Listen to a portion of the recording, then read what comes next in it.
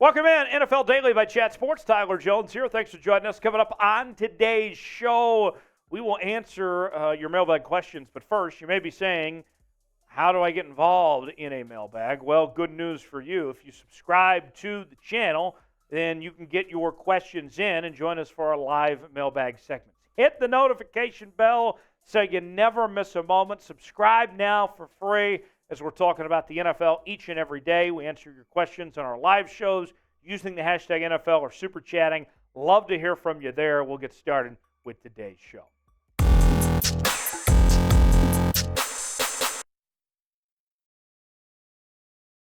Our first question in the mailbag this week from NFL Fan Zone says, Jalin Hyatt, Offensive Rookie of the Year. Don't see that happening. Typically, the Offensive Rookie of the Year award usually goes to a quarterback or a running back. I think Bijan Robinson's got a very, very good chance of being the Offensive Rookie of the Year. If it's not him, Bryce Young, C.J. Stroud, one of those young quarterbacks will likely be the Offensive Rookie of the Year. The other thing to think about with the Offensive Rookie of the Year award in the case of Jalin Hyatt is that he's going to be sharing the load at the receiver position. Take example, Jackson Smith-Njigba, who I think is the best receiver in this past draft. He goes to Seattle, but he's going to be their number 3 receiver. He is one of the best rookies in this draft, but when you have to share receptions with Tyler Lockett and DK Metcalf, that hurts your chances to be Rookie of the Year. Same goes for Jalin Hyatt with Darren Waller and some of those other guys in New York. I would put it at a very slim chance Jalin Hyatt wins Offensive Rookie of the Year. Mikey checks in and writes, Rams, Commanders, and Cardinals with the first 3 picks of the draft next year. I think the Rams could be better than what people think. I don't know if they'll be top 3 worthy. Commanders, they could be in the discussion. Cardinals are going to be very, very bad. And here's one idea I would think about. I know people were wondering when Kyler Murray is going to come back this upcoming year for Arizona, if he's going to be back by the midway point, whatever it may be. If it's very clear that their season is as bad as we anticipate, why wouldn't you just give Kyler Murray like a redshirt year of sorts and just have him sit out and stay healthy and invest in your future that way? Depending on how things go for Tampa Bay with Baker Mayfield. I like Baker personally, but if he were to get hurt or, you look at the rest of the talent around him, there's some issues there, Tampa might be one of those teams if things do not go as planned. I don't think Todd Bowles is that good of a head coach. Paul says, could Ndamukong Suh return to Miami for D-line help? Yeah, it could happen. Paul, I would not rule out that possibility. Ndamukong Suh, I think, is a very fine football player. He's had a Hall of Fame caliber career. I wouldn't rule out that idea. I know Seattle has been mentioned when it comes to Ndamukong Suh, and coming off a season where in Philadelphia he was just one of those other pieces. Obviously, he's not the same player that he once was, but can still have an impact on a team. Miami might have a shot.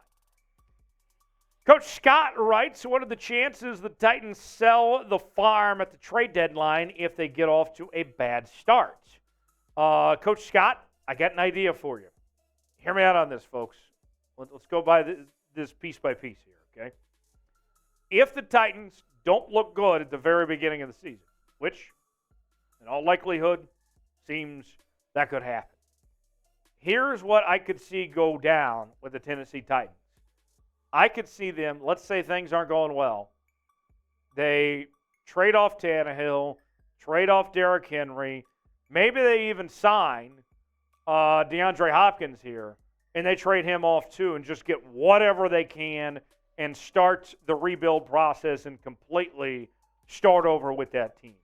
That could happen with Tennessee realistically. They are kind of that, what do you want to call them, milquetoast of sorts.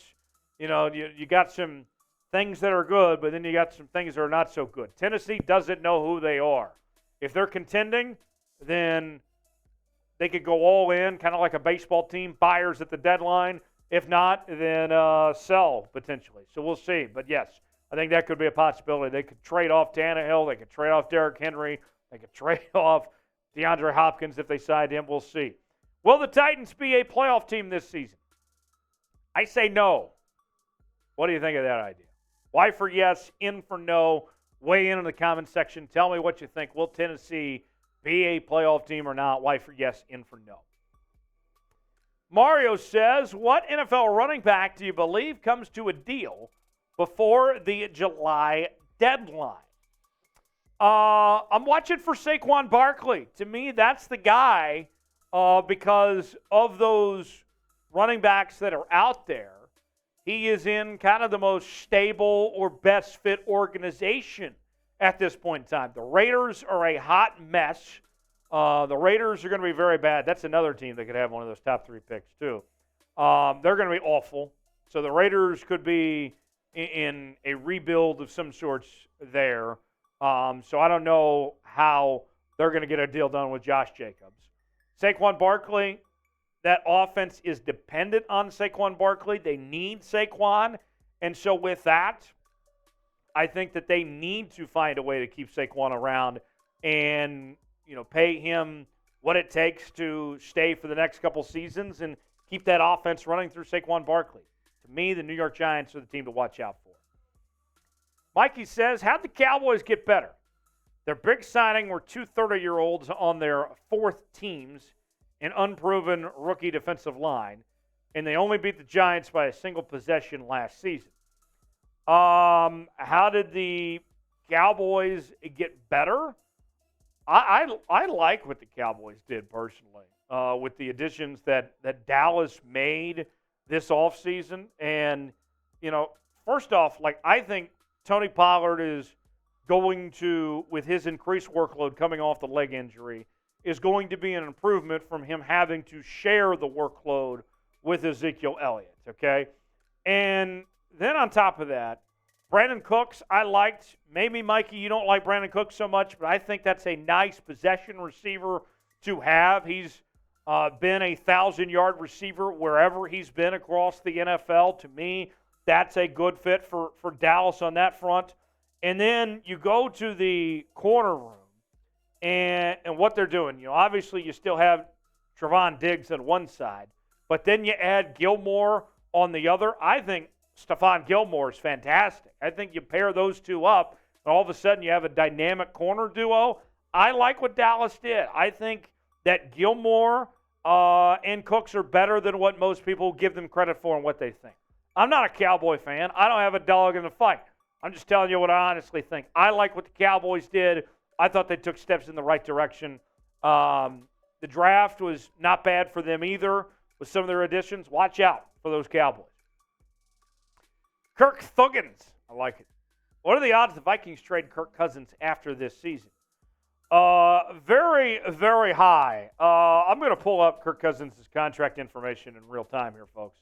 But Kirk Cousins, think about this. So next year, this year in particular, he is set to make around $48.75 million. Next year, he would be due about $28.5 million in his contract. And the Vikings, I think, are going to take a step back this year. We were giving our guy Seeps a hard time the other day because they are the team that is setting up to be disappointing. I thought the Vikings got a lot worse this offseason. They got really lucky at times last year. The defense was cheeks for a lot of last year as well. I think the Vikings finally move on from Kirk Cousins, get what they can out of him, and do something next offseason. Not to say that they necessarily have the quarterback to replace Kirk Cousins right now, but think about it this way, okay? Let me put it as simply as this. When you got a guy like Kirk Cousins, you have to ask yourself, is it worth paying this guy to get above average to good quarterback play when we can get a rookie quarterback that might be just as good or better and save us a whole lot of money? It's simple as that. And if you're the Minnesota Vikings, if you're going to rebuild next year and with the quarterback class that's going to be available next year with Caleb Williams and Drake May and company, I would be surprised if Kirk Cousins is still around after this year. Where will Kirk Cousins play in 2024? Tell me in the comments section where you think ultimately he ends up. Give me a team. Maybe it's Minnesota. Maybe it's somebody else where you think Kirk Cousins is going to play next season. Richard says, do you think the Bears will trade for anyone? Watch out for Chase Young. That is the team. If Chase Young is going to leave, they're going to move on. That is going to be the first team that everybody comes to mind because they have a needed edge rusher and they got more money to spend than anyone else. Watch out for the Bears. Last question from NFL Fan Zone. Josh Jacobs traded to the Giants. Well, then you got the same problem you have with Saquon Barkley, paying a running back and paying him long term. And personally, I'd rather have Saquon Barkley than I would Josh Jacobs. And Saquon wants to be there. He's familiar with the organization. That one just doesn't add up. I don't see why Josh Jacobs would be in New York but not in Vegas. But nonetheless, we'll see. Subscribe to the channel now. We're covering the NFL each and every day here on NFL Daily. Thanks for joining us. We'll see you next time here on the channel.